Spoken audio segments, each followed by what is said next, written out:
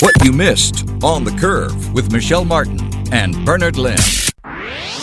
Only on Money FM 89.3. Okay, it's time to hashtag Ask Dr. Vincent. Time for our weekly series here on Money FM with me, Michelle Martin.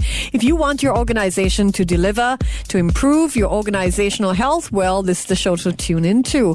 Working on health is good for your people and your bottom line. Healthy companies, according to McKinsey, dramatically do better than their peers. McKinsey's Organizational Health Index shows the top quartile of publicly listed companies deliver about 3 times the returns to shareholders as those in the bottom quartile. So today we ask, could my company's emphasis on productivity be impacting my workforce's health? Dr. Vincent Chandrawinata is my special guest. He's a leading research scientist from the University of Newcastle. Let's get straight to it, Dr. Vince. Could a company's emphasis on productivity impact the workforce's health? The short answer is yes, because when we talk about productivity and efficiency of a business or a company, most of us, we immediately think of like policies, management, production, marketing, or branding. But we often forget that in many cases, the biggest asset of a company is the people.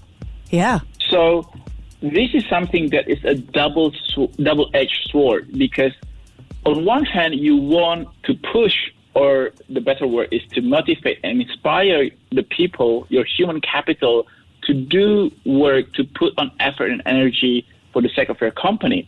But on the other hand, the well-being of your human capital, which is your employees and your co-worker, actually directly impacting the efficiency and productivity of your whole business, of your whole company. Exactly, which is why today we're taking a step back and looking at that link between, I suppose, balancing short-term productivity gains and the long-term health of your workforce. So this is the time to ask Dr. Vince your question directly. Call through at 669-11893. We'll put you on air with us. Dr. Vince, what are some ways that business efficiency and employees' health are related? This is something that sounds so simple, and most of us agree. But the fact is that sometimes companies are running at full speed, and in order to fulfill that day-to-day business demand, the business leaders or the business owners often forget about the human capital, which is the single most important asset, as I said before, for the company to invest in the growth and innovation of the company. According to a research by PricewaterhouseCoopers, the annual cost of sickness absence has climbed to close to $39 billion for organizations only in the United Kingdom. Oh my gosh! So this is a statistical value that to me personally is mind-boggling, because you say to your coworkers, "Oh, I'm just going to take a sickie or a sick day tomorrow," and if everyone has that kind of attitude, not wanting to be at work, because not every time someone takes a sick day, they're actually sick. Sometimes they just want to make sure that they get to use all of their sick days before the end of the year. Good point. I'm going to ask you to hold that thought, Dr. Vince, because we have a caller ready to talk to you. Hello, Joseph. Hello. Hi, Joseph. What's your question for Dr. Vince? Hi. I'm just wondering, if I take a lot of supplements, is it good for the health? Oh, hi, Joseph. Thank you for your call. I think this is something that a little bit hard to answer in a straight yes or no, because everybody is very different. So sometimes, for example, some people are deficient, like medically deficient in certain vitamins or minerals. For example, a lot of women out there, they are deficient in iron, or people who are women who are pregnant, they are deficient in folic acid, or their folic acid requirement is higher. And also sometimes people who are vegan or vegetarian, for example, they need to take their B12 supplementation. However, for general population, for general public, if you think that your diet is quite good, reasonably good, I do not think that people need to take multivitamin, for example, on a daily basis, because a lot of times, and you can do this test at home too, if you take a supplement and the next time you go to the toilet, if the color of your urine is actually not clear or dark yellow or yellow, it is a sign that your body doesn't need it. So your body cannot absorb it or will not absorb it because your body doesn't need it, and just flush it out. So I think a month ago I had a conversation with Michelle on air on Money FM, and we were literally saying that you literally are flushing your money down the drain. And personally, not to be a salesman, however, I only take 2 supplements, fish oil and my own product, activated phenolics. And I think that is actually enough to support my daily activities. Okay, understand. Yeah, that explains why I think the urine is actually quite yellowish when I take the supplement after the fish oil. Yeah. Yes. Okay. That is one of the signs. Our body tells us everything that we need to know. We just need to take a step back and listen to it and read the signs. And this is something that everybody can do an experiment at home. If you take your supplement every day and you're creating a very fluorescent yellow color urine, it is a sign that you should invest your money somewhere else. Great. So that's your body just flushing it out. Thanks so much, Joseph, for that question. Thank you, Joseph. Great to talk to you. Again, if you'd like to talk directly with Dr. Vincent, our topic today is the link between productivity and a workforce's health. So you can call through and ask a question related. We'd love to have you on air with us. Dr. Vince, you're just 28 years old, but you are also founder of your own company. You're a PhD holder and you have 4 degrees to your name. So you buck the stereotype, but let's talk about perceptions of younger employees. You know, they're often seen as a generation that needs to be told to work hard. When we talk about productivity, I think it's important to talk about the difference between working smart and working hard. So first of all, do you think, it's fair that the younger generation seems to be tarred with this stereotype that they're kind of lazy or they need to work harder? I think this is something that we as millennials, as part of the younger generation, I think we are quite responsible to being labeled lazy or less than diligent or hardworking when it comes to work ethic, as well as showing up on time and stuff like that. Because to an extent, we are very lucky and we're very privileged to have everything almost instantaneously, that we forgot that sometimes things in life, we need to work for it. And sometimes appearance means something. So I understand that some people think that if I can finish the work in 2 hours, why do I need to be at work at 7:30 in the morning? Mm-hmm. But the culture of the company does not always only revolve around efficiency, because we need to integrate ourselves with our peers. And it has a lot to do with being disciplined. And this is something that I learned from my 3-year stint as a PhD student, because one of the jokes of being PhD students that's actually quite popular, and if you watch The Big Bang Theory, they say a lot there. I'm not kidding you. The main job of a PhD student is to make your supervisor happy. Oh, really? And every PhD student will have their own horror story about their supervisor, because you know what? At the end of your research, the final signature that has to be put on top of your cover letter of your thesis before it's being peer-reviewed internationally by the experts in the field, it is the signature of your supervisor. And if your supervisor can, and in some cases they actually did, refuse to sign the thesis, and you are not in a very good position because you invested that years and years of research, and you know. Yeah. And I personally know someone whose supervisor is seriously the living copy of Miranda Priestley from The Devil Wears Prada. Oh boy, that's tough.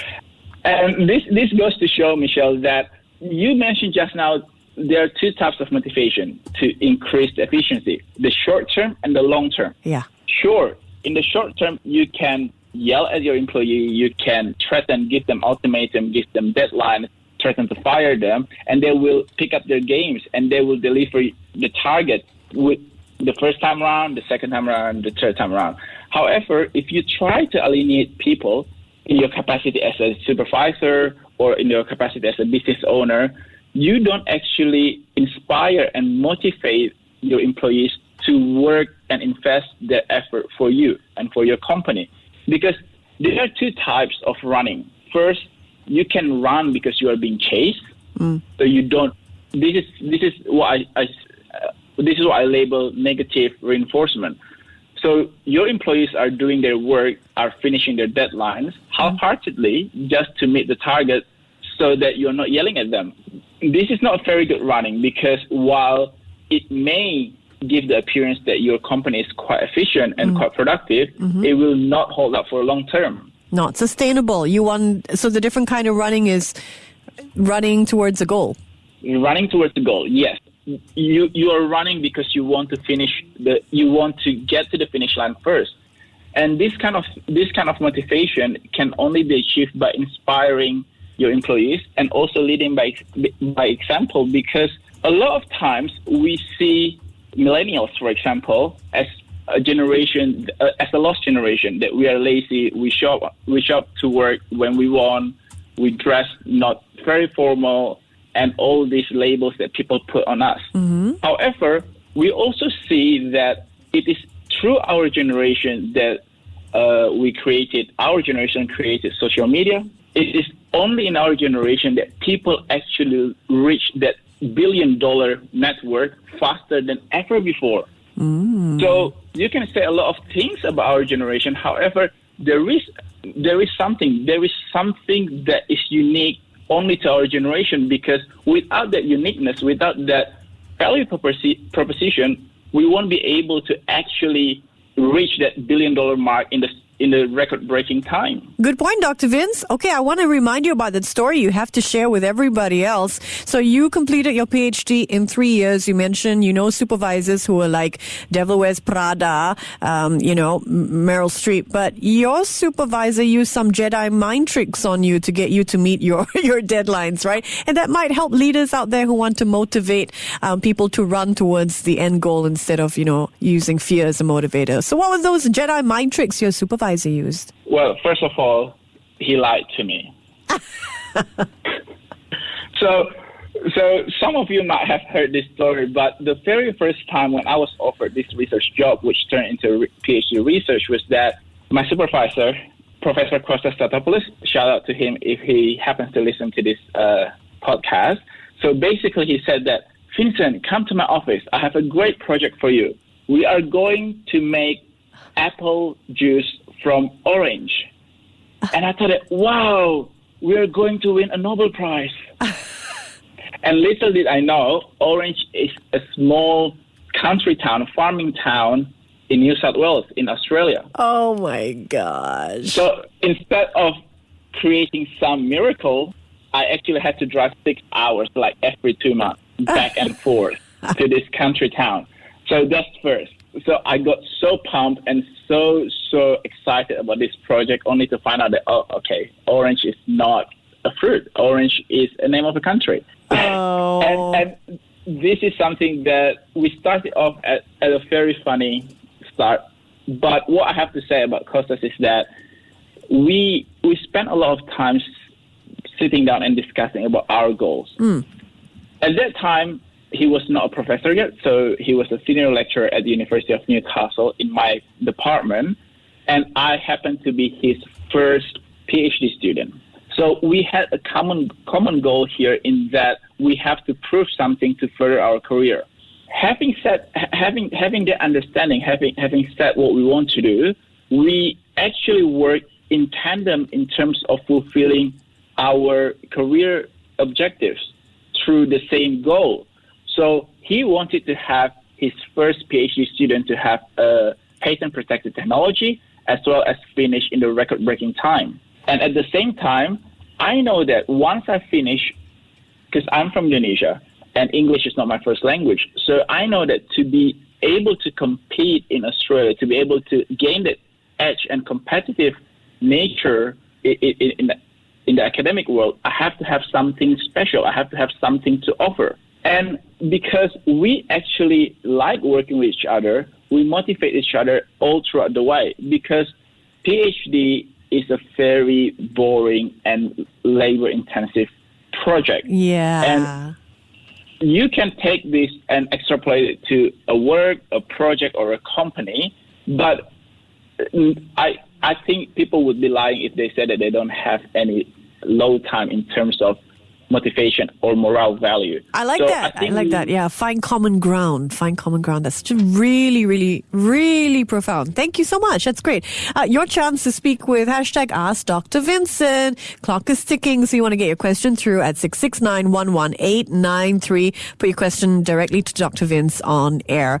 Okay, Dr. Vince, I want to come back to our topic, which is about whether or not my company's emphasis on productivity could be impacting my workforce's health. That is our question. central question today. Productivity sometimes can be very narrowly interpreted as doing more with less, and that is making leaner teams reach their targets that once took fuller teams to achieve. So why, Dr. Vince, do you agree? Do you think that overworked employees is not the answer to increase productivity? Well, to start with, I just gave you the statistic just now that it costs company a lot in terms of sick leaves. Because if you overwork your employees, they tend to get sick. And if you happen to have an open office, viruses travel around, so people get sick. But that is not the only that's not the only cost. That is the direct cost. However, what's more significantly affecting the company in a bad way is actually the indirect cost. Because the indirect costs, especially for startups and small businesses, could be very damaging. These include the reduced productivity because, believe it or not, a large proportion of workers insist on going to work even when they are sick. Yeah, I know those people, dragging themselves to work even though they're sick. Yep. While this may sound like a sign of dedication, this is actually a slippery slope for the company because the presence of unwell employees can negatively impact on many areas, including productivity, safety at work, errors in judgment, and relationship between colleagues. And some of us, we work in the area where judgment is paramount. So, for example, if you work in a law firm and you're giving a legal counsel to your clients, but if you're unwell or if you're sick and you go to work, you may actually give a wrong advice and cost the company millions in lawsuit, for example. Or if you work in the factory and you have to operate forklift, and if you're unwell, and this may sound funny, but this actually happens if you sneeze, or if you're actually having a headache and you have the impaired control over the heavy lifting equipment, you can actually injure yourself or other people, which in turn costs company a lot of money. So this is why more and more important now, companies really have to realize that they have to invest in the health of their employees. Last week, one of the callers, Benjamin, touched on this issue because it is indeed a factor in company success, both short-term and long-term. I remember that question. Okay, Dr. Vince, here's a question for you. Dr. Vincent, can you share some tips on how listeners can stay healthy through the year and perform at their peak every day? That's a tough one. That's a tough one. And like the question about the supplement, I think every company has their own uniqueness in terms of tackling this issue of productivity. But I believe heavily in maintaining a really good and fostering a really good relationship, not only between colleagues of the same level, but between supervisor and subordinates and within the team. Because people will go a distance if they like you. That's just common sense. Yes, you can pay them to do something, and they will do the job because they need the money, they need the employment. However, they will go the extra mile if they actually like you. Absolutely, so I really think that the dynamic within the company has to be quite friendly and non-hostile, while still maintaining that professionalism. So one of the things that is identical or another thing that we're being labeled in terms of millennials is that we sometimes confuse workplace as a place to make friends or as a place to fraternize with our colleagues. Because sometimes we take this too far in terms of being friends with our colleagues, and it will reduce productivity. So I think we have to really think, where do we want to position our team? So, for example, when I first started this business, I started with the people that I know. And it's a very, very small team. But I always make very clear boundaries between the things that happens at work and the things that happen in our private life when we socialize. And because 70% of startups and new businesses are run by millennials. Wow. This is something that we have to very quickly grow up in terms of learning how to compartmentalize. Wow, that's fascinating. I wish we had more time to explore that, because that really is fascinating. You know, the difference between building good relationships at work and also drawing the lines so that there is a differentiation between the socializing you do at work and that of your real social life outside that. But we've covered so much ground. Thank you so much, Dr. Vince. Thank you for the platform, and it's really great to share this with the listeners and also to hear back the comments and suggestions and questions from you all. Thank you so much. Yeah, and you can keep sending us your questions for Dr. Vincent Chandrawinata. Dr. Vincent is considered one of the world's leading research scientists. He's also the founder of Renivasio, and you can keep those questions coming through at 9717-8893 via WhatsApp. This has been Ask Dr. Vincent. I'm Michelle Martin.